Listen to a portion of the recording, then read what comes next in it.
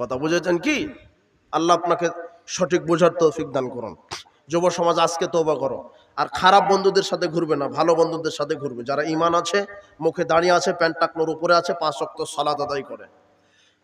এই ভালো বন্ধুদের সাথে ঘুরো, তাহলে তুমি ভালো হবে। রাসূল বলছেন যে ভালো বন্ধুর উদাহরণ আতর বিক্রেতার মতো, আর খারাপ বন্ধুর উদাহরণ কামারের হাপড়ালার মতো।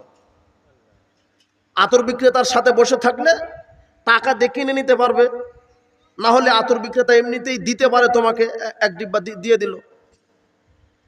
কিনেও যদি না নাও, আর এমনিতে যদি নাও দেয়, আরেকজন যদি ক্রেতা গিয়ে বলে যে আতর দেন, ওকে যখন দিতে লাগবে ডিব্বা খুলতে সুগন্ধি তোমার নাকে চলে আসবে, আসবে না? কেউ ঠেকাতে পারবে না।